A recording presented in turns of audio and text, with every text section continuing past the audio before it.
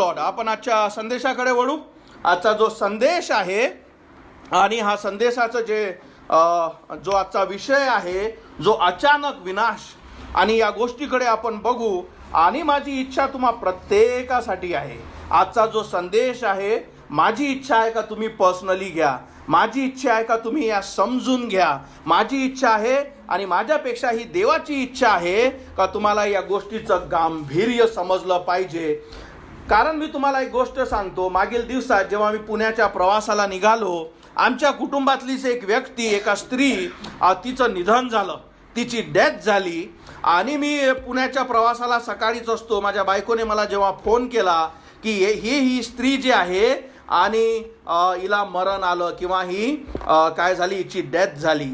जेव्हाही एखादा व्यक्ती ज्याला मी ओळखतो, एखादा व्यक्ती ज्याला मी जाणतो आणि त्या व्यक्तीच्या मरणाविषयीची जेव्हाही माझ्याजवळ न्यूज येते, ती गोष्ट मला इतकी लागते किंवा इतकी प्रचंड ती गोष्ट असते की दुःख होतं. स्पेशली त्या व्यक्तीचं जर तारण झालं नसेल, त्याला ख्रिस्त माहीत नसेल, तो नव्याने जन्मला नसेल, आणि अशी एखादी व्यक्ती, आणि जशी माझ्याजवळ न्यूज येतं की अरे हा व्यक्ती गेला, मी स्तब्ध राहून विचार करत असतो की या व्यक्तीची आता कंडिशन काय असेल. हा व्यक्ती कारण देवाच्या कंडिशन काय असेल म्हणजे हे नाही का मी विचार करत होतो, कसं नाही, की जे बायबलमध्ये आहे त्याच्याहून मला समजतं की याची परिस्थिती किती वाईट असेल. आणि म्हणून मरण, जसं मी तुम्हाला सांगतो, फक्त मरणच नाही, याच्यामुळेच दुःख नाही. कारण जर तुम्ही याच्याविषयी विचार कराल की एखादी व्यक्तीचं एक्झिस्टन्स म्हणजे त्याची उपस्थिती तुमच्या कुटुंबातील, तुमच्या घरातून, आता तुम्हाला त्याचा फोन येणार नाही, आता तुम्ही त्याला कधी बघू शकणार नाही. हे गोष्ट मला माहित आहे की मनुष्य एवढा बिझी आहे का त्याला थोड्या वेळासाठी ठीक आहे, आपल्या ह्याच्यात तो बिझी होऊन जातो. पण ज्याला खरंच जाणीव आहे, तो जेव्हा त्या गोष्टी विचार करतो की यार हे असं जर झालं, किंवा असं जर ज्या व्यक्तीला तुम्ही ओळखता आहे की नाही, जे तुमच्या जवळीक आहे, त्याच्याविषयी विचार करा की जर असं झालं तर किती भयानक गोष्ट ही आहे. त्याच्यापेक्षा भयानक हे आहे का जो व्यक्ती तो जिथे जात आहे, ज्याचा आत्मा तिथे जात आहे, ती त्याच्याही पेक्षा भयानक गोष्ट आहे. म्हणून मी तुम्हाला म्हटलं की ही गोष्ट जेव्हा होते आणि जेव्हा मी हे न्यूज ऐकली आणि तेव्हा मला जेव्हा या गोष्टीविषयी मला कळलं, मला इतकं वाईट वाटलं. इतकंच नाही, तुम्हाला सांगतो, जेव्हा प्रभू येशू ख्रिस्त या पृथ्वीवर होता, जरी तो देवाचा पुत्र होता, तरी जेव्हा त्याचा मित्र जो लाजरस जेव्हा तो मेला आणि त्याच्याविषयी देवाला कळलं, येशू ख्रिस्त स्वतः त्याच्यासाठी रडला. का? कारण मरण हे सोपं नाही, मरण हे फार वाईट गोष्ट आहे. आणि म्हणून आपण आजच्या वचनातून, जसं मी तुम्हाला सांगितलं की याच्यातून चांगली बातमी कशी आणि या सगळ्या गोष्टी देवाच्या वचनातून कशा आपल्या संग होतील आणि आपण कुठल्या दिशेला आहो हे समजण्यासाठी तुम्ही आजच्या वचनावर लक्ष द्या. आजचं सत्य समजून घ्या आणि आपलं जीवन त्यानुसार तुम्ही बदला. लक्षात ठेवा की देवाचं वचन, एक वचन मी तुमच्यासाठी वाचतो, याकोब 1:14. याकोब 1:14 म्हणतं, तर प्रत्येक जण त्याच्या स्वतःच्या इच्छेनुसार मोहात पडतो व भुलवला जातो. आपण काय पहिले बघत आहोत की पापाची व्याख्या आणि हा जो मेलेला व्यक्ती हा कुठे जातो, हा का अनंताच्या अग्नीत हा पडतो, या सगळ्या गोष्टी आपण बघणार आहोत देवाच्या वचनातून. तर याकोब 1:14 म्हणतो, तर प्रत्येक जण त्याच्या स्वतःच्या इच्छेनुसार मोहात पडतो व भुलवला जातो. आणि 15वं वचन याकोब 1:15, मग इच्छा गर्भवती होऊन पापाला जन्म देते व पापाची पूर्ण वाढ झाल्यावर मरणाला उपजवते. याचा अर्थ मी तुम्हाला काय सांगतो, याचा अर्थ काय होतो सोपी शब्दात, सगळ्यात आधी पहिले तुमच्या हृदयात काय होतो, प्लान रेडी होतो, ज्याला आपण मोह म्हणतो. तो प्लान काय असतो की एखाद्यासोबत खोटं बोलण्याचा, एखाद्याविषयी वाईट करण्याचा, लोभ करण्याचा, चोरी करण्याचा, खून करण्याचा, व्यभिचार करण्याचा, आईवडिलाची आज्ञा न मानण्याचा. हा पहिले काय होतो, ते बीज तुमच्या हृदयात येतो, म्हणजे तुम्हाला वाटतं की मी असं करावं. आता एक लक्षात ठेवा, ज्या समयी तुम्हाला हे वाटलं तेव्हाच तुम्ही दोषी होऊन जाता. ज्या वेळेस माझ्या मनात आलं की एखाद्या स्त्रीविषयी मी व्यभिचार करावा, आता त्यानंतर तो प्लान मी पूर्णवात आणतो नाही हे दुसरी गोष्ट. कारण पहिले तो प्लान तुमच्या हृदयात बनतं. जसं एखाद्या व्यक्तीविषयी जेव्हा तुम्ही राग आणता कारण त्याच्याविषयी तुम्हाला पटलं नाही किंवा कोणीतरी तुम्हाला सांगितलं की ही व्यक्ती अशी अशी तुझ्याविषयी बोलली, तर आता काय केलं, तुम्हाला कोणीतरी बातमी दिली. आता काय होतं, ते बातमी दिल्याबरोबर तुमच्या हृदयात तिच्याविषयी क्रोध निर्माण होतो. ठीक आहे. आता हा क्रोध जेव्हा तुमच्यात निर्माण झाला आणि जसं जसं तिच्याविषयी तुम्ही वाईट इच्छिता तसे तसे ते काय, तुम्ही ते पाप ऑलरेडी कमिट केलं. ऑलरेडी म्हणजे याच्यासाठी तुम्हाला हे नाही का अरे बापरे मी विचार केला की मी चोरी करावी, बरं झालं मी केलं नाही. नाही, तुझ्या मनात जेव्हा तू विचार केला की हे गोष्टी करावी, पण नंतर तुला समजलं की याच्यात सक्सेस नाही म्हणून ती सोडून दिलं, याचा अर्थ हा होत नाही का तू पापी नाही. तुझ्या हृदयातच काय केलं, तू बेस पेरल्या गेलं, त्याच्या मोहात तू पडला आणि त्यानंतर त्या प्लानला तुम्ही, जशी आपण एखादी योजना करतो का मला असं असं करायचं आहे, मग त्याला तुम्ही कसे पूर्णवात आणता ही दुसरी गोष्ट. कदाचित कधी कधी काय होतं, क्विकली असतं. क्विकली म्हणजे काय, लगेच तुम्ही त्या गोष्टीविषयी निर्णय घेता.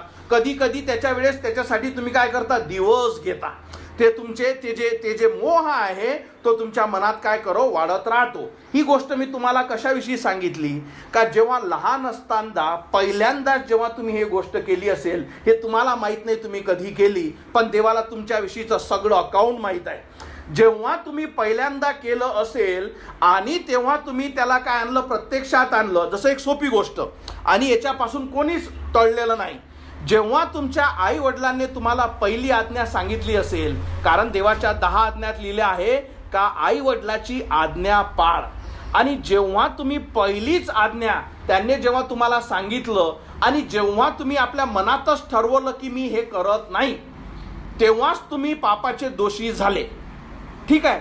आता हे झालं जनरल, पण याच्यापेक्षा आध्यात्मिकरित्या तुम्हाला काय समजणं आहे का, तुम्ही जो स्वर्गातील जो देव आहे त्याचे तुम्ही शत्रू झाले. कारण आपल्याला हीच गोष्ट समजत नाही. आपल्याला फक्त इथंच आपण खेळत आहोत की अच्छा पाप नाही केलं पाहिजे का, अच्छा मी चांगलं राहिले पाहिजे का. तुम्हाला हे समजत नाही प्रत्येक व्यक्तीला की ज्याच्या विषयी तुम्ही करत आहात त्याच्यापेक्षा जो स्वर्गातला देव आहे, जो पवित्र आहे, त्याचे तुम्ही वैरी झाले. कारण तो पवित्र आहे आणि तुम्ही आता पापात जुळले. आता तुमचं आणि त्याचं जे संबंध आहे ते तुमच्या पापामुळे तुटले. एवढंच नव्हे तर आता देवाचा प्रकोप, आता देवाचं जजमेंट, त्याचा न्याय एक तुमच्यासाठी होणार आहे. आणि असं जेव्हा तुम्ही आपल्या जीवनात जितकेही पाप करता तितक्यासाठी देवाचा प्रकोप हा तुमच्यावर ठेवलेला असतो. ही गोष्ट तुम्हाला समजणं खूप आवश्यक आहे. कारण तुमचा युद्ध माझ्यासोबत किंवा आपल्या कुटुंबासोबत किंवा तुमच्या शत्रूसोबत नाही. तुम्ही सरळ देवाचे शत्रू होता जर जेव्हाही तुम्ही आपल्या आयुष्यात पाप करता. आणि हे गोष्ट प्रत्येकासोबत आहे, तुमच्यासोबत सुद्धा, माझ्यासोबत सुद्धा. आणि म्हणून हे खूप गरजेचं आहे समजणं की जेव्हा आपण पाप करतो आपण देवाचे शत्रू असतो. आपण देवाची शिक्षा आपल्यावर असते. आपल्याला देवाचा प्रकोप आपल्यावर येण्याची परिस्थिती असते. आणि सगळ्यात मोठी गोष्ट, याच्यातून कुठलाच व्यक्ती सुटत नाही. कुठल्याच कार्यामुळे, कुठल्याच चांगल्या कार्यामुळे देवापासून तुम्ही सुटत ना. म्हणून आजचा विषय सगळ्यात मोठा काय आहे माहित आहे का, जेवढी आपण म्हटलं की अचानक विनाश, यापेक्षा जर तुम्ही याचा जो विषय तुम्ही जर बदलला की तुम्ही एका क्रोधित देवाच्या हाती पडणं तुमची इच्छा आहे का एक कृपेचा देव आहे त्याला तुम्ही स्वीकारणं ही तुमची इच्छा आहे, हा आजचा खरा विषय आहे. समजलं? क्रोधित का? कारण तुम्ही आणि मी जन्मता पापी आहो. मग आपल्याला एक क्रोधित देव का? कारण तुम्ही त्याच्या विरुद्ध पाप करता. त्याने तुम्हाला ज्या आज्ञा दिल्या आहेत त्या तुम्ही पाळल्या. आता त्याचा क्रोध माझ्यावर आला पाहिजे अशा देवाच्या हाती तुम्हाला पडायचे आहे. किंवा तोच देव जेव्हा कृपेने तुम्ही जिवंत असताना तुम्हाला वाचवण्यासाठी तुम्हाला संधी देतो त्याला स्वीकारणे आहे. या दोन गोष्टी तुम्हाला आज निर्णय घेणे आहे. पुढे आजच्या वचनात आपण बघू. लक्षात ठेवा एक सगळे हा जो पिक्चर जे तुमच्या या चित्राविषयी आपण बोलू. आता या चित्रात तुम्हाला असा एक व्यक्ती दिसत आहे, जो व्यक्ती मला नाही वाटत का त्याला बघून आपल्याला असं वाटत असेल का त्या आगीची त्याला चिंता आहे, हो की नाही. तो नॉर्मली मस्त वॉक करत आहे, कारण ते जो दोर आहे त्या दोरावरून त्याचा कॉन्फिडन्स आहे की मी पार चालेल, आणि त्याच्या अवतीभोवती सगळी आग आणि खाली सगळी आग आहे. पण जो बघणारा आहे त्याला समजतं की अरे जर तू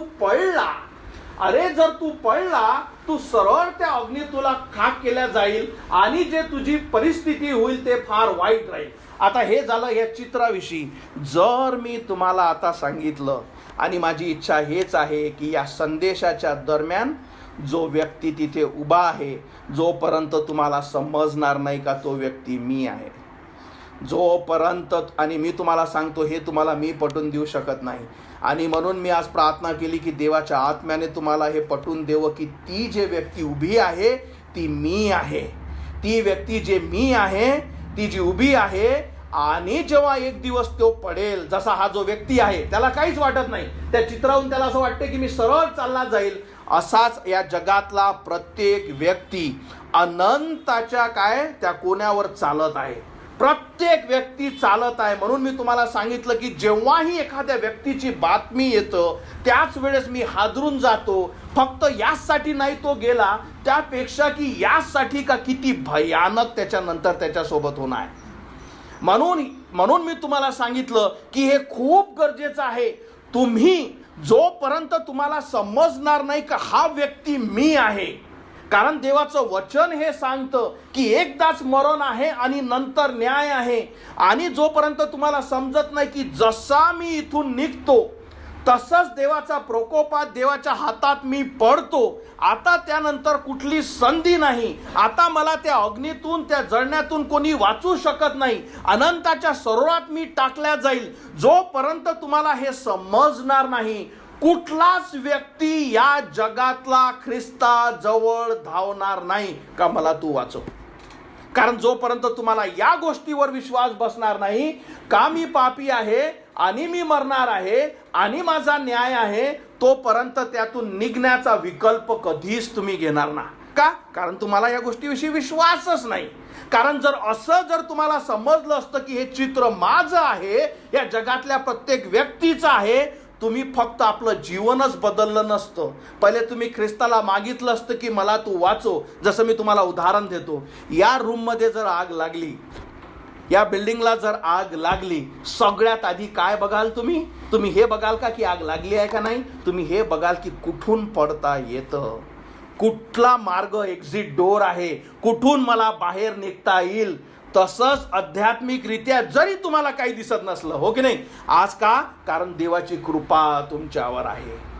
आज प्रत्येक व्यक्ती खोटा बोलतो, लबाडी करतो, तरीही झोपतो, दुसऱ्या दिवशी उठतो. का? कारण देवाची कृपा तुमच्यावर आहे. तुम्ही देवाच्या आज्ञा मोडता, देवाने सांगितलेल्या सगळ्या गोष्टी तुम्ही मोडता, तरी तुम्ही झोपता, तरी दुसऱ्या दिवशी उठता. का? कारण देवाची कृपा तुमच्यावर आहे. तुम्ही देवाच्या सगळ्या गोष्टीच्या विरोधात जाता. तो म्हणतो ये माझा तू स्वीकार कर, मी तुला अनंताचं जीवन देईल, तरीही ते नाकारून तुम्ही झोपता, दुसऱ्या दिवशी पुन्हा उठता. का? कारण देवाची कृपा तुमच्यावर आहे. पण जसं मी तुम्हाला सांगितलं की एक दिवस ही कृपा निघून जाईल, आणि जेव्हा एक बातमी येईल का हा व्यक्ती गेला, तेव्हा त्या व्यक्तीला कळेल का काय होतं. काही वचनं मी तुमच्यासाठी मांडतो. मत्तय 13:50 म्हणतं, मत्तय 13:50, आणि त्यांना अग्नीच्या भट्टीत टाकतील, तेथे रडणे व दात खाणे चालेल. म्हणजे अग्नीच्या भट्टीत त्यांना टाकल्या जाईल. दुसरं तेसलीकरास 1:8 आणि 1:9 म्हणतं, तेव्हा जे देवाला ओळखत नाही, म्हणजे सगळ्यात महत्व काय की त्या स्वर्गातील देवाला ओळखणे, त्याला स्वीकारणे, त्याला क्षमा मागणे, अनंताचं जीवन त्याच्यापासून स्वीकारणे, त्याच्या वचनावर विश्वास ठेवणे. आणि देवाचं वचन सांगतं, तेव्हा जे देवाला ओळखत नाही व आपल्या प्रभू येशूची सुवार्ता मानित नाही, त्यांचा तो सूड उगवेल. तेव्हा, कारण आजपर्यंत आपण काय बघितलं की देव प्रेमळ आहे, हे बरोबर आहे. पण जर तुम्हाला नाण्याची एकच बाजू आहे आणि दुसरी बाजू जर सांगितलीच नाही तर तुमची फसवणूक होऊन जाईल. अरे मला तर एवढंच माहीत होतं की देव प्रेमळ आहे, पण जर तो प्रेमळचपणा असेल, तुम्हाला हे समजलं पाहिजे तो पवित्र आहे, तुम्हाला हे समजलं पाहिजे तो न्यायी आहे, तो हेही समजलं पाहिजे की तो पापाचा विरोध करतो आणि म्हणूनच तो देव आहे. आणि म्हणून वचन सांगतं की तेव्हा त्यांना प्रभूच्या समोरून व त्याच्या सामर्थ्याच्या गौरवापासून, आज जे आपण कसंही जगत असताना जरी तुम्हाला वाटत नसेल, कारण तुम्ही श्वास घेण्यासाठी काहीच केलं नाही, तुम्ही आज जिवंत राहण्यासाठी कुठं पैसे भरले नाही, तुम्ही स्वतःहून जिवंत नाही, तर देवाची कृपा हे तुमच्यावर रोज सकाळी टिकते. या जगात तुमच्यावर ऑलरेडी देवाची कृपा आहे. जरी तुम्ही देवाला, स्वर्गाच्या देवाला मानत नसाल, त्याला स्वीकारलं नसाल, तरीही प्रत्येक मनुष्यावर रोज सूर्यप्रकाश टाकतो, चंद्र संध्याकाळी त्याची काळजी घेतो, जेव्हा पाऊस येतो ते पाप्यावर आणि चांगल्यावर सगळ्यांवर पडतो, जे अन्न दिलं जातं ते तुम्हा प्रत्येकाला देतं, कारण देवाची कृपा प्रत्येकावर आहे. पण एक दिवस असा येईल का ती देवाची कृपा सदैव राहणार नाही. का? कारण एकदाच मरण आहे आणि त्यानंतर काय आहे? न्याय आहे. पुढे आपण बघू की आजचं हे जे वचन आहे, आजच्या वचनात जे सगळ्यात मोठं जे दिलेलं आहे ते काय म्हणतो? पहिलं तेसलीकरास 5:3 म्हणतो, आणि हे जगातले लोक ज्यांना या गोष्टीची जाणीव नाही, तो कोणी असो, तो काय म्हणतो? शांती आहे, सुरक्षितता आहे असे ते म्हणतात. आणि शेवटी बघा, तेव्हा गरोदर स्त्रीला ज्याप्रमाणे अचानक वेदना सुरू होतात, त्याचप्रमाणे त्यांना अचानक नाश होईल आणि ते निभावणारच नाही, म्हणजे ते कधीच त्याच्यातून सुटणार नाही. जो दिवस तुमचा आणि माझा ठरलेला आहे तो अशा रीतीनं चोरासारखा येईल का कोणालाच माहीत राहणार नाही का हा माझा दिवस होता. अचानकपणे असा तो येईल का तो निघून जाईल व्यक्ती, आणि जेव्हा तो निघून त्या अनंताच्या नरकात पडेल, याच्या अग्नीसारखा हा जो माणूस दाखवला, तेव्हा त्याला कळेल का मी फसलो. माझ्यापाशी जेव्हा वेळ होता तेव्हा मी देवाचे वचन स्वीकारलं नाही, माझं जीवन बदललं नाही. आता याच्या डोळ्यासमोर सदैव अनंताचं अंधकार. तुम्हाला माहित आहे काय? अग्नी जेव्हा खूप जास्त पेटते ती लाल नसते, तेव्हा ती काळी असते. आणि जेव्हा हा व्यक्ती त्याच्यात अनंतासाठी कधी न विझणाऱ्या अग्नीत हा पडतो, तेव्हा त्याची सदैव इच्छा असते की मी एक वेळ जीवन जगावं. मी तुम्हाला एक गोष्ट सांगतो, पुढच्या गोष्टी आपण बघू. जो ही व्यक्ती, मी तुम्हाला ही सत्य गोष्ट सांगतो कारण देवाचं वचन मला माहीत आहे. आणि जसं मी तुम्हाला काय सांगितलं सगळ्यात आधी, जोपर्यंत तुम्हाला हे समजणार नाही का या तारेवरचा व्यक्ती मी आहे, तोपर्यंत तुम्ही ख्रिस्ताजवळ धावणार नाही. याचा अर्थ जेव्हा मी तुम्हाला सांगत आहे की मी नव्याने जन्मलो आहे, याचा अर्थ की एक दिवस मला कळलं का मी इथे होतो. एक दिवस देवाने मला दाखवलं की नितीन तू मरशील आणि अनंताच्या नरकात पडशील, आणि पवित्र आत्मा तुम्हाला या गोष्टी दाखवतो आणि तुम्हाला कळतं की अरे पण येशू ख्रिस्त मला याच्यापासून वाचू शकतो, कारण ज्या पापामुळे मी मरणार आहे त्याच पापाची शिक्षा माझ्या देवाने घेतली आणि तो तुम्हाला वाचवेल. तुम्हाला काय वाटते या चर्चची सुरुवात कशासाठी केली? का फक्त रविवारी आपण भेटावं? नाही, तर या चर्चमध्ये येणाऱ्या प्रत्येक व्यक्तीला माझं कार्य फक्त हेच आहे की सांगणं की असं होईल, आणि पवित्र आत्मा तुम्हाला प्रगट करेल, तुम्हाला दाखवेल, आणि मग तुम्हाला समजेल की मग याच्यातून मार्ग काय आहे. कारण जोपर्यंत तुम्ही बघणार ना, तुम्ही शोधणार ना, तुम्हाला हे पटणार नाही, तुम्ही कधीच ख्रिस्ताला आपला आत्मा वाचवण्यासाठी हाक मारणार नाही. पण मी तुम्हाला सांगतो, आज तुमच्यापाशी जीवन आहे, आज तुमच्यापाशी डोकं आहे, विचार करण्याची क्षमता आहे, तुम्ही श्वास घेऊ शकता, तुमच्यापाशी संधी आहे. जो व्यक्ती गेला ना, देवाचं वचन सांगतं, जेव्हा श्रीमंत मनुष्य, म्हणूनच देवाने तुम्हाला अंधारात ठेवलं नाही, आणि म्हणूनच त्या श्रीमंत मनुष्याचा आणि लाजरसाचा दाखला दिला की जेव्हा तो श्रीमंत मनुष्य मेला, त्याने काय म्हटलं? तो ओरडून म्हणाला, हे पित्या अब्राहमा, माझ्यावर दया कर आणि लाजराला पाठव, यासाठी का तो बोटाचे टोक पाण्यात बुडवून माझी जीभ थंड करील, कारण या आगीमध्ये मी भयंकर दुःख सहन करीत आहे. जो गेला ना, तो फक्त एकच बघत असेल का जर मला एक दिवस भेटला, जर मला देवा एक घंटा भेटला, जर देवा मला एक संधी भेटली, जर देवा तू मला एकदा याच्यातून बाहेर काढलं, देवा तू मला एकदा वाचवलं, तर मी सत्य स्वीकारेल. पण तिथे गेल्यानंतर संधी नाही. प्रश्न तुमच्यासाठी, तुमच्या जवळ संधी असताना तुम्ही काय करता? जो गेला त्याला विचारून बघा, कदाचित तुम्हाला बघता आलं असेल. जो श्रीमंत मनुष्य मेला तो काय म्हणाला पुढच्या वचनात, की बरं मला जाता येत नाही तर माझ्या घरच्यांजवळ कोणाला तरी पाठव, म्हणजे त्याला सत्य कळेल, म्हणजे तो इथं येणार नाही. मी तुम्हाला सांगतो, देवाने त्याच गोष्टीसाठी देवाचं वचन तुमच्यासाठी पाठवलं की तुम्ही तिथे जाऊ नये. जो तिथे गेला तो एका सेकंदासाठी वाट, की फक्त एक संधी. तुम्हाला जेव्हा हे जीवन तुमच्या जवळ आहे, तुम्हाला कळेल का तुम्ही किती आशीर्वादित आहात, आणि मग तुम्ही हे जे जीवन, हे संधी कशी वापरली पाहिजे. निर्णय तुमच्या जवळ आहे का तुम्ही गेल्यावर तो बघता की अरे हे सत्य होतं आणि त्या व्यक्तीसाठी का अरे मला एक संधी मिळावी, किंवा जसं मी तुम्हाला सांगितलं की तुम्हाला आताच कळेल का मी तो रस्सीवरचा व्यक्ती होती, तो मी धागेवरचा व्यक्ती होतो, आणि मी त्या गोष्टीवर विश्वास ठेवला. कारण देवाचं वचन सांगतं की एकदाच मरण आहे आणि न्याय आहे, अनंताचा मृत्यू आहे, अग्नीचे जळणे आहे, तिथे दात खाणे आहे, तिथे वाईट आहे. याच्यावर मी विश्वास ठेवला. फक्त विश्वास ठेवला म्हणून काय झालं, पण मग मला विश्वास की मग मी याच्यातून वाचावं कसं. मग मला सांगण्यात आलं की येशू ख्रिस्त माझ्यासाठी मारण्यात आला, तो माझ्यासाठी गाळण्यात आला. त्याने यासाठी देवाच्या पुत्राने या पृथ्वीवर आला की आता तुम्हाला त्याचं गांभीर्य समजत असेल का हे किती भयानक आहे. म्हणून देवाने आपला पुत्र दिला की तुम्हाला अनंताचं जीवन मिळावं, की तुम्ही तिथे जाऊ नये. म्हणून देवाने आपला पुत्र पाठवला, कारण पापाची शिक्षा मरण आहे.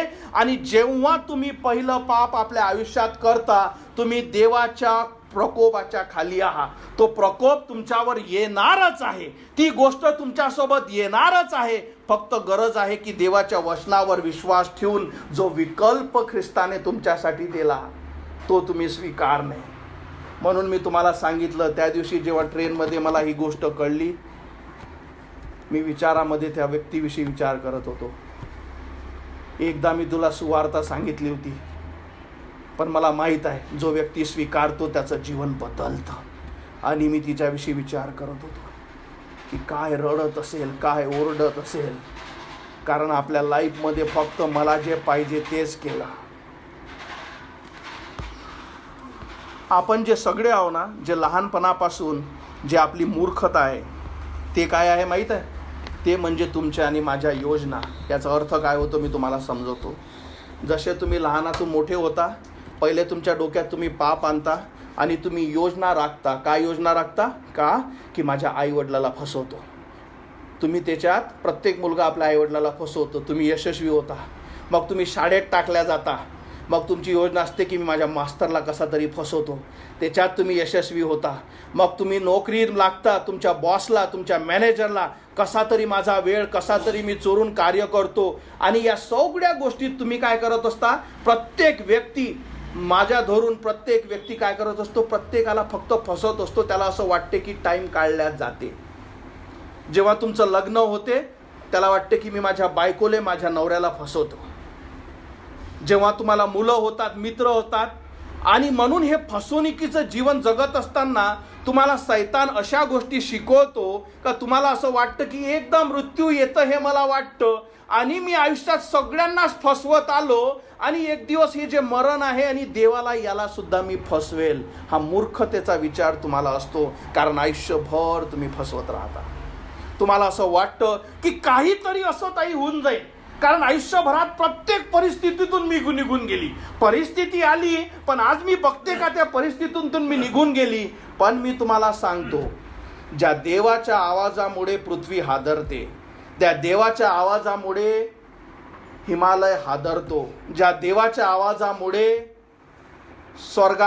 स्वर्गातील देवदूत सुद्धा हादरतात, ज्या देवामुळे या पृथ्वीवरील सगळे समुद्र थरथरतात, ज्या देवाने आपल्या शब्दाने पृथ्वी, आकाश, स्वर्ग, सूर्य, चंद्र, तारे जे त्याने बनवले, तुम्हाला असं वाटत असेल की आज त्या देवाला सुद्धा मी फसवतो, हे तुम्ही मूर्ख आहात. वेळ फक्त आताच आहे, वेळ फक्त आताच आहे. स्टीव्ह जॉब्स तुम्हाला माहित असेल, स्टीव्ह जॉब्स ॲपल कंपनीचा सगळ्यात मोठा मालिक. ॲपल जी कंपनी आहे त्या जगातली सगळ्यात श्रीमंत कंपनी. त्या मनुष्यापाशी जितका पैसा होता तेवढा पैसा या जगात कुणासपाशी नाही. त्या व्यक्तीची फक्त अशी भावना होती जे कदाचित तुमची असेल का बा काहीतरी हाय पॉवर म्हणजे देव आहे, पण तो कोण आहे जोपर्यंत तुम्ही ओळखत ना.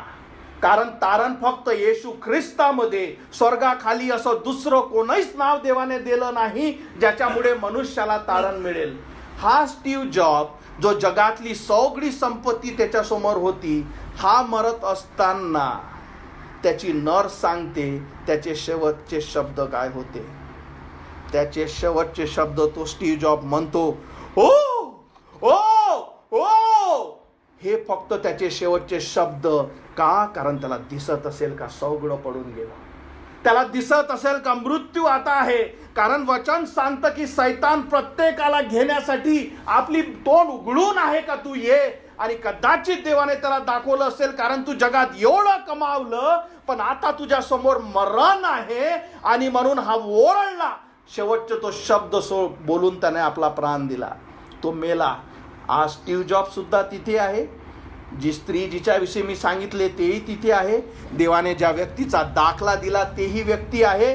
आणि जे व्यक्ती हे सत्य स्वीकारणार नाही, फरक पडत नाही का तुम्ही विश्वास ठेवता नाही ठेवता, हे जीवनाचं सत्य आहे. कारण देवाचा शब्द तुम्हाला यासाठी दिला आहे का तुमचा नाश होऊ नये.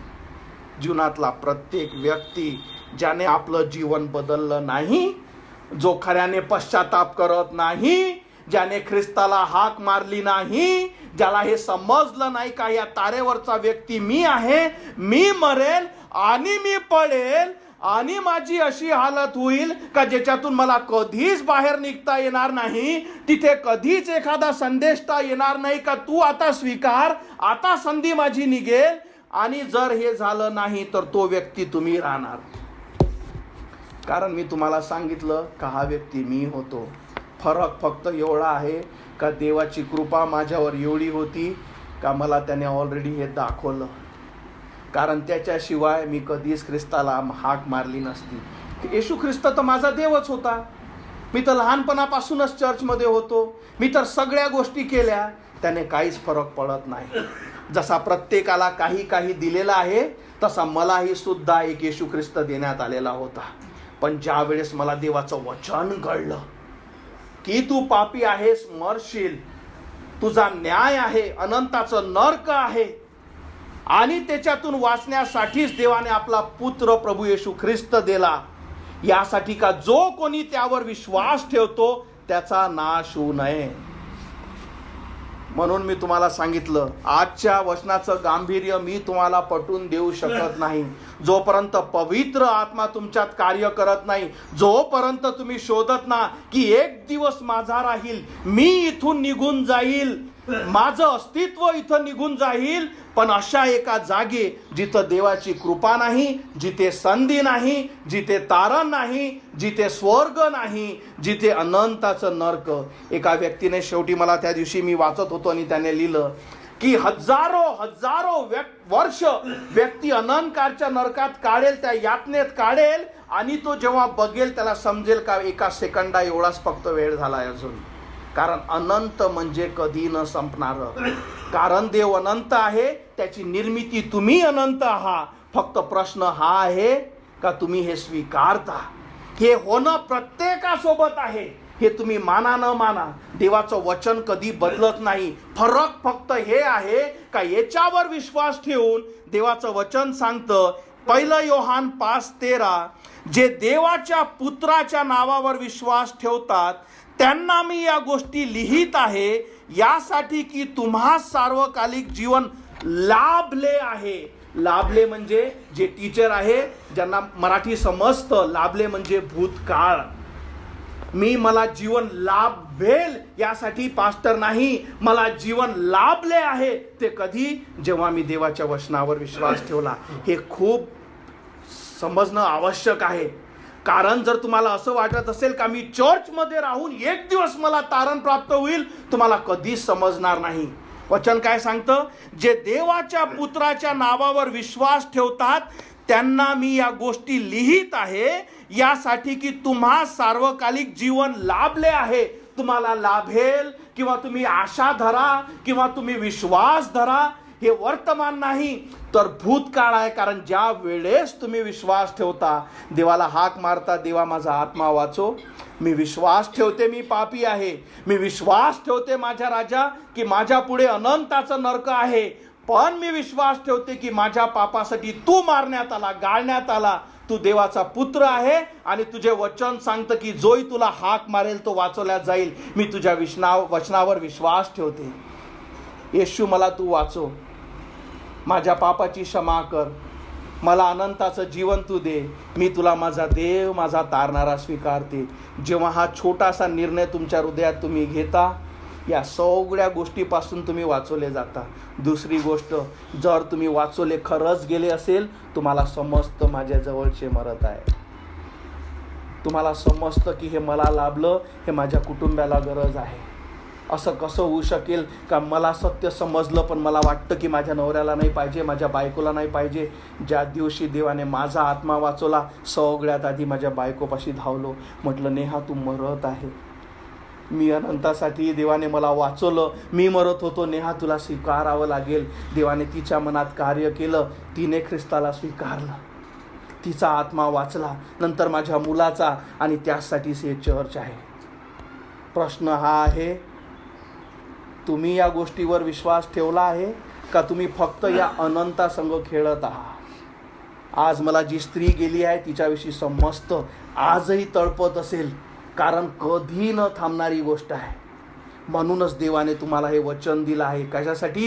का जेव्हा तुम्ही त्याला स्वीकारता, हे असं नाही का मला सांगितलं गेलं आता पाहू आपण, पास्टरनं ते सांगितलं प्रार्थना करा, नितीन भाऊनं सांगितलं, पास्टरनं सांगितलं की प्रार्थना केला, मी प्रार्थना केली, आता पाहू बरं. नाही, तुम्हाला जर खरंच कळलं असेल तर तुम्हाला समजेल का मला ते लाभलं. तुम्ही जेव्हा खरंच विश्वास ठेवला असेल, आपला पूर्ण विश्वास देवावर ठेवला असेल, तुम्हाला माझं सर्टिफिकेट नाही, जो तुम्हाला वाचवणारा आहे तोच तुमच्या हृदयात शांती देईल. तो तुला कळवेल का तू त्याची मुलगी आहे, तू त्याचा मुलगा आहे, की तो तुमचा स्वर्गीय बाप आहे. तुम्हाला समजेल मी वाचली, तुम्हाला समजेल मी तारली, तुम्हाला समजेल मी नव्याने जन्मली, तुम्हाला समजेल का आता माझ्यापाशी अनंताचं जीवन आहे. का? कारण वचन काय सांगतं? तुम्हा सार्वकालिक जीवन लाभले आहे याविषयी तुम्हास कळावे. त्याच्यासाठी देवाने तुम्हाला बायबल दिला आहे, का तुम्हाला कळावे का मी वाचली, तुम्हाला कळावे मी तारली. आपण प्रार्थना करू, आपल्या मानाखाली घालू. मला ठाऊक नाही तुमचं जीवन, मला ठाऊक नाही की तुम्ही काय विचार करता, पण मला हे ठाऊक आहे की शैतान फसवणारा आहे. तो कधीच तुम्हाला तो निर्णय घेण्यासाठी सदैव दाबून ठेवेल. पण जसं हे चित्र आपण बघितलं, आणि जेव्हा तुम्ही विश्वास ठेवता की हे तारेवरील व्यक्ती मी आहे, कारण देवाचं वचन सांगतं की एकदाच मरण आहे, नंतर न्याय आहे. देवाचं वचन सांगतं की सर्वांनी पाप केले आणि देवाच्या गौरवाला उणे पडले आहेत. याचा अर्थ की गौरवी देवाजवळ तुम्ही जाऊ शकत ना. याचा अर्थ की मनुष्य मरतो आणि देवाच्या गौरवापासून दूर जे दुसरी अनंताची जागा म्हणजे नरक त्याच्यात पडतो, आणि जिथे सदैवची अग्नी आणि दातखाने आणि रडणे आहे, जे जागा फक्त शैतानासाठी बनवली गेली, पण तुम्ही देवाच्या पुत्रावर विश्वास ठेवला नाही म्हणून तिथे तुम्हाला टाकल्या जाईल. पण जर तुम्ही विश्वास ठेवता की हो मला समजते ती व्यक्ती मी आहे, आज देवाचा आत्मा माझ्या संग बोलला आहे, मला ठाऊक नाही की मला कधी वेळ आहे, मला ठाऊक नाही की माझी बातमी कधी येईल, कारण एकदा जेव्हा माझा अनंत काळसाठी पाय घसरेल तेव्हा माझ्यापाशी संधी राहणार नाही. जो खरंच, ज्याला बुद्धी आहे, ज्याला खरंच आपलं भलं समजतं, तो व्यक्ती ख्रिस्ताला हाक मारेल. तो विश्वास ठेवेल की हो मला बदल माझ्या राजा, हो प्रभू मला तू वाचव, होय परमेश्वरा मी विश्वास ठेवते परमेश्वरा की हा व्यक्ती मी आहे आणि मला याच्यापासून वाचण्याची गरज आहे, कारण मी गेल्यानंतर मला संधी मिळणार नाही. देवाचं वचन सांगतं की देवाने जगावर म्हणजे तुमच्यावर, इथे बसलेल्या प्रत्येक व्यक्तीवर, ऑनलाईनवर ऐकणाऱ्या प्रत्येक व्यक्तीवर एवढी प्रीती केली का त्याने आपला एकुलता एक पुत्र दिला, यासाठी का तुमचा नाश होऊ नये. कारण जर ख्रिस्ताचा स्वीकार केला नाही तर प्रत्येक व्यक्तीचा अनंताच्या नरकात नाश आहे. पण जो कोणी ख्रिस्तावर विश्वास ठेवतो त्याला हाक मारतो. विश्वास ठेवणे म्हणजे काय, की तुम्हाला समजतं की अग्नी अवतीभोवती आहे, तुम्हाला समजतं की माझं मरण आहे, आणि तुम्ही त्याच समय त्याला हाक मारता की येशू मला वाचव, माझा आत्मा वाचव, मी तुला माझा देव, माझा तारणारा स्वीकारते. तुझं वचन सांगतं की तुला हे सार्वकालिक जीवन लाभले आहे, हे तुला कळेल, तुला समजेल का तू वाचली. येशू तुझ्या वचनावर मी विश्वास ठेवते. मी विश्वास ठेवते की हे जे माझे पाप मला नरकात टाकतील, ज्याच्यामुळे मी तुझ्यापासून दुरावलेली आहे, याच पापासाठी प्रभू तू माझ्यासाठी मारण्यात आला, गाळण्यात आला. 3ऱ्या दिवशी तू मरणातून उठला आणि स्वर्गात बसला आहे. माझ्या पापाची शिक्षा तू घेतली आहे. देवाचे वचन सांगतं की आम्ही पापी असतानाच ख्रिस्त माझ्या पापासाठी मारण्यात आला. होय प्रभू, माझी क्षमा कर. तुझे वचन सांगतं की जोही हाक मारेल तो वाचवला जाईल. हो परमेश्वरा, आज मी तुला हाक मारते माझ्या राजा. आजपर्यंत फक्त मी देव देव येशू करत होते, पण माझी आध्यात्मिक स्थिती मला कधीच कळली नाही का मी अनंताच्या नरकात टाकल्या जाईल ज्या दिवशी माझा शेवटचा श्वास मी घेईल. होय प्रभू, माझी क्षमा कर. माझा आत्मा वाचव, माझ्या हृदयात ये. माझ्या पापाची क्षमा कर माझ्या राजा. नवीन जीवन तू दे माझ्या राजा. स्वर्गीय शांती मला तू दे माझ्या राजा, की मला कळू दे की मी वाचली. ही शाश्वती मला दे, कारण तुझं वचन सांगतं. मी तुझ्या नावावर विश्वास ठेवते राजा. माझा आत्मा वाचव. तुम्ही त्यातले असाल आणि तुम्हाला या गोष्टीची शाश्वती नसेल, हे वचन तुमच्यासाठी आहे. आणि जर हे वचन तुमच्या संग बोललं असेल, वेळ जाऊ देऊ नका. देवाचं कार्य तुमच्या हृदयात होत असेल, त्याला नकारू नका. त्याला तुमच्या हृदयात येऊ द्या. त्याला हाक मारा, म्हणा येशू माझ्या हृदयात ये, माझी क्षमा कर. मी विश्वास ठेवते माझ्या राजा, मी पापी आहे. ओय परमेश्वरा, मला कळतं जेव्हा एक मनुष्य मरतो माझ्या राजा, तुझे वचन सांगतं माझ्या राजा, इतकं वाईट आहे, कारण परमेश्वरा होय प्रभू, तो तुझ्यापासून अनंतासाठी टाकल्या जाईल. एकदा गेल्यानंतर देवा कुठलीच संधी नाही. मी आजपर्यंत हे सत्य मला कळलं नाही परमेश्वरा, की मला तुझी का गरज आहे. होय प्रभू, आज तू मला प्रगट केलं, मला दाखवलं. माझी क्षमा कर. माझं जीवन बदल माझ्या राजा. माझ्या हृदयात ये. या पापातून मला काढ. या अनंताच्या मृत्यूपासून मला काढ. आणि सार्वकालिक जीवन जे तुझ्यावरच्या विश्वासाद्वारे आहे तू मला दे. जेव्हा विश्वासाने तुम्ही त्याला हाक मारता, तो स्वर्गातून तुमची प्रार्थना ऐकते. त्याने मला वाचवलं आणि वचन सांगतं की जोही हाक मारेल तो वाचवल्या जाईल. तुम्ही जेव्हा विश्वासाने त्याला हाक मारता, म्हणता येशू माझी क्षमा कर, माझ्या हृदयात ये, माझ्या पापाची क्षमा कर, माझ्या आत्म्याचा नाश होऊ देऊ नको. तर सार्वकालिक जीवन जे तुझ्यापासून आहे ते तू मला दे माझ्या राजा. तुझं सत्य मला प्रगट कर. तुझ्या सत्यावर तू मला चालव. मी हरवलेली होती माझ्या राजा, माझा हात पकड, मला वाचव माझ्या राजा. मला तुझी गरज आहे. ही छोटीशी प्रार्थना आपल्या अंतकरणाने तुम्ही त्याला बोलता, त्याला हाक मारता, तो स्वर्गातून तुमची प्रार्थना ऐकतो. देवाचा आत्मा तुमच्या संग बोलत असेल, संधी जाऊ देऊ नका. आपले हृदय कठोर करू नका, कारण एकदा संधी गेली, तुम्हाला कधीच ती संधी मिळणार नाही. हालेलुया. धन्यवाद मानतो येशू. होय प्रभू, मी प्रार्थना करतो प्रभू, इथे जुळलेल्या प्रत्येकाच्या हृदयात तू बोल माझ्या राजा. होय प्रभू, जोपर्यंत तू त्यांना दाखवणार नाहीस, होय प्रभू, त्यांना कळणार नाही. होय प्रभू, कारण प्रत्येकाचे हृदय प्रभू आध्यात्मिकरित्या आंधळ्या केल्या जातं माझ्या राजा. सैतान परमेश्वरा त्यांना आपली आध्यात्मिक स्थिती समजूच देत नाही, त्यांना विश्वास बसू देत नाही. पण परमेश्वरा तू महान आहेस. प्रार्थना करतो, इथे जुळलेल्या प्रत्येक व्यक्तीच्या हृदयात तू कार्य कर. त्याचं मन तू उघड, त्याची आध्यात्मिक स्थिती त्याला दाखव माझ्या राजा, की होय प्रभू ते तुला हाक मारतील माझ्या राजा. तुझी इच्छा आहे प्रभू कोणाचाच नाश होऊ नये. तू प्रभू प्रत्येकावर प्रेम करतोस माझ्या राजा, पण गरज आहे प्रभू मनुष्याने तुला स्वीकारावं, तुला निवडावं. होय प्रभू, तुझं वचन सांगतं की जीवन आणि मृत्यू मी तुझ्या समोर ठेवलेला आहे, तू योग्य तू निवड. प्रार्थना करतो, इथे जुळलेल्या प्रत्येकाने आणि ऑनलाईनमध्ये असलेल्या प्रत्येकाने जीवन निवडावे, जे जीवन फक्त तुझ्यापासून आहे. होय प्रभू, धन्यवाद मानतो. मस्सारख्या पाप्याचा तू आत्मा वाचवला. धन्यवाद मानतो की प्रभू त्या मरणात मला जायची गरज नाही.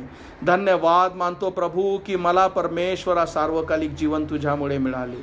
होय प्रभू, धन्यवाद मानतो जे सत्य मला दाखवलं आणि तू आणलं माझ्या राजा, यासाठी परमेश्वरा की तू या प्रत्येकावर प्रेम करतोस. आणि तुझी इच्छा आहे परमेश्वरा की प्रत्येकाने सार्वकालिक जीवन तुझ्यापासून मिळावे. धन्यवाद मानतो प्रभू माझ्या स्वतःच्या तारणासाठी माझ्या राजा.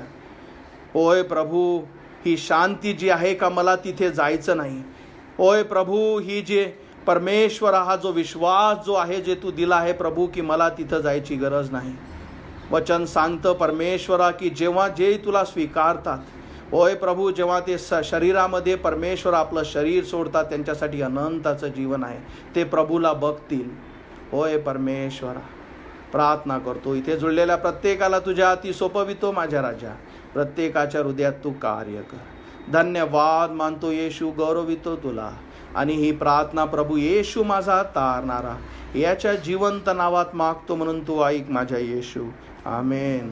Praise the Lord. आपण उभे राहू, आपण गीत गाऊ आणि